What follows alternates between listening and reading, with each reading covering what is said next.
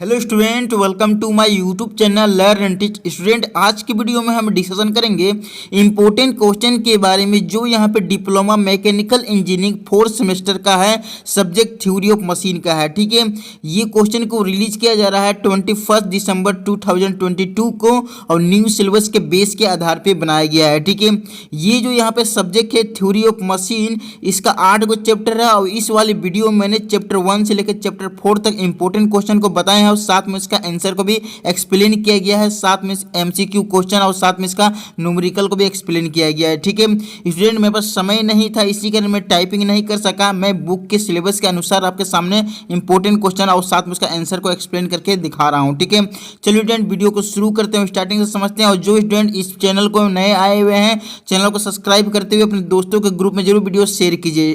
अगर आपको theory of machine का पीडीएफ के नोट्स चाहिए तो मैंने एक टेलीग्राम का चैनल बना के रखे हैं, वहां आपको टेलीग्राम चैनल में आपको पीडीएफ के नोट मिल जाएंगे।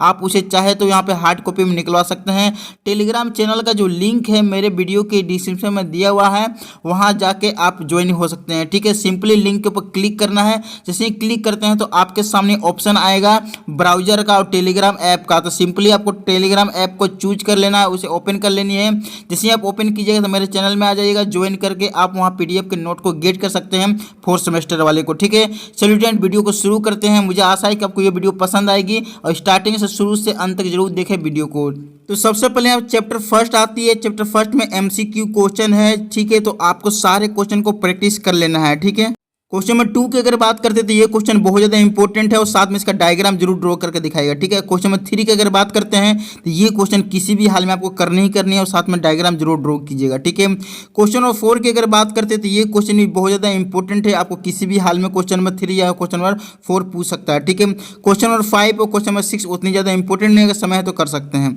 क्वेश्चन नंबर 7 की अगर बात करते हैं तो ये क्वेश्चन भी बहुत ज़्यादा इंपॉर्टेंट है और साथ में इसका डायग्राम जरूर ड्रॉ करके दिखाइएगा। ठीक है, क्वेश्चन नंबर 8 की अगर बात करते हैं तो ये क्वेश्चन उतनी ज़्यादा इंपॉर्टेंट नहीं है, अगर आपके पास समय है तो इसे आप कर सकते हैं। क्वेश्चन नंबर 9 की अगर बात करते हैं तो ये क्वेश्चन भी उतनी इंपॉर्टेंट नहीं है, लेकिन क्वेश्चन नंबर 10 और 11 और 12 बहुत ज़्यादा इंपॉर्टेंट है। तीनों में से कोई एक क्वेश्चन तो पूछती है। 11 नंबर बहुत ज़्यादा पूछती है, तो इस पर जरूर ध्यान दीजिएगा।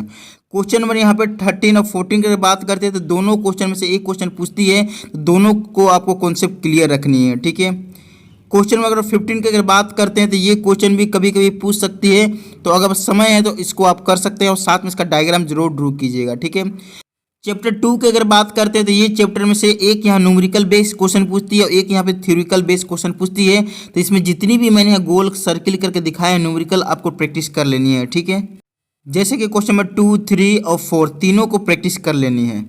क्वेश्चन नंबर 5 की अगर बात करते हैं तो समय है तो इसको आप कर सकते हैं, इंपॉर्टेंट क्वेश्चन है। ठीक है, क्वेश्चन नंबर 6 और 7 की अगर बात करते हैं तो 6 नंबर बहुत ज़्यादा इंपॉर्टेंट है, आपको किसी भी हाल में इसकी बेसिक कॉन्सेप्ट को याद रखनी है और इसकी डिफिनेशन याद रखनी है। 7 और 8 यहाँ पर थोड़ी थोड़ी आपको इसके बेसिक कॉन्सेप्ट याद रखिएगा, तभी जाके आप इसको लिख पाइएगा। ठीक है, क्वेश्चन नंबर 9 की अगर बात करते हैं, अगर आपके पास समय है तो कर सकते हैं, नहीं तो छोड़ सकते हैं।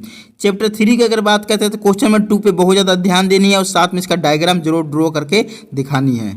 क्वेश्चन नंबर 3 और 4 की अगर बात करते हैं, अगर आपके पास समय है तो दोनों को क्वेश्चन को कर सकते हैं, साथ में इसके डायग्राम को समझ सकते हैं। ठीक है, लेकिन क्वेश्चन नंबर 5 आपको किसी भी हाल में आपको करनी है। इसी के बेसिक के आधार पे आपको यहाँ पे केम एंड फ्लावर का यहाँ पे फ्लैट यहाँ पे रेसिप्रोकेटिंग या फिर कोई भी अदर का यहाँ पे आपको ड्राइंग दे सकता है, बनाने के लिए इसको स्केच करना पड़ेगा। ठीक है, क्वेश्चन नंबर अगर 6 की बात करते हैं तो इस पे बहुत ही बेसिक कॉन्सेप्ट आपको क्लियर रखने हैं, तभी जाकर इसके पर लिख पाएगा। ठीक है, साथ में क्लासिफिकेशन पर जरूर ध्यान दीजिएगा। ठीक है, क्वेश्चन नंबर 7 और 8 की अगर बात करते हैं, अगर आपके पास समय है तो कर सकते हैं, नहीं तो छोड़ सकते हैं, लेकिन इस पे बेसिक कॉन्सेप्ट रखना बहुत ज़्यादा जरूरी है। क्वेश्चन नंबर 7 पे क्वेश्चन नंबर 9 की अगर बात करते हैं तो ये क्वेश्चन भी कभी कभी पूछती है, अगर आपके पास समय है तो कर सकते हैं।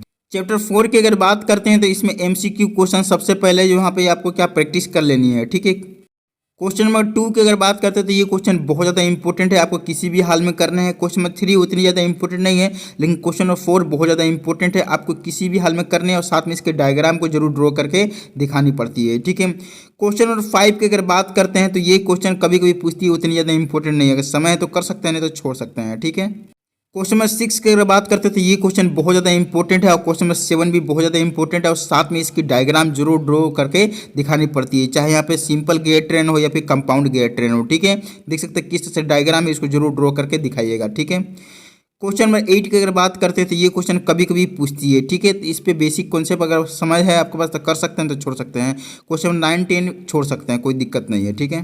क्वेश्चन नंबर यहाँ पर 11 की अगर बात करते हैं तो 11 नंबर भी बहुत ही इंपॉर्टेंट क्वेश्चन है, आपको किसी भी हाल में करने हैं। क्वेश्चन नंबर 12 और 13 अगर समय तो कर सकते हैं, तो छोड़ सकते हैं, उतनी ज़्यादा इंपॉर्टेंट क्वेश्चन नहीं है, ठीक है। क्वेश्चन नंबर 14 की अगर बात करते हैं तो ये भी क्वेश्चन इंपॉर्टेंट है, कभी कभी यहाँ पे ये क्वेश्चन पूछ देती है।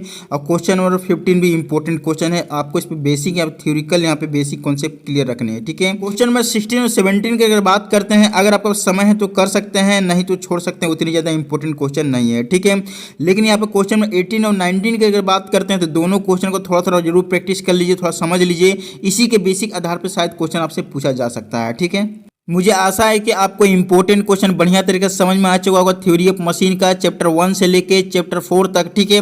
अगर चैप्टर 5 से लेके चैप्टर 8 तक इंपॉर्टेंट क्वेश्चन देखना चाहते हैं थ्योरी ऑफ मशीन का, और साथ में इसका आंसर को भी देखना चाहते हैं, तो मैंने इसका पार्ट 2 वीडियो बना दिए हैं, और पार्ट 2 वीडियो का जो लिंक है वीडियो के डिस्क्रिप्शन में दिया हुआ है, वहाँ जाके आप देख सकते हैं, ठीक है। अगर आपको चैप्टर 1 से लेकर चैप्टर 8 तक यहाँ पे PDF के फॉर्म में इसका नोट चाहिए तो टेलीग्राम चैनल में जाके वहाँ पे टेलीग्राम चैनल में ज्वाइन हो सकते हैं और PDF गेट यहाँ पे कर सकते हैं, ठीक है। तो मुझे आशा है कि आपको ये बढ़िया तरीके से समझ में आ चुका होगा। वीडियो देखने का थैंक यू। चैनल में नए आए हुए हैं तो जरूर चैनल को सब्सक्राइब करते हुए जाइए, अपने दोस्तों से जो वीडियो शेयर कीजिए। वीडियो देखने के लिए धन्यवाद।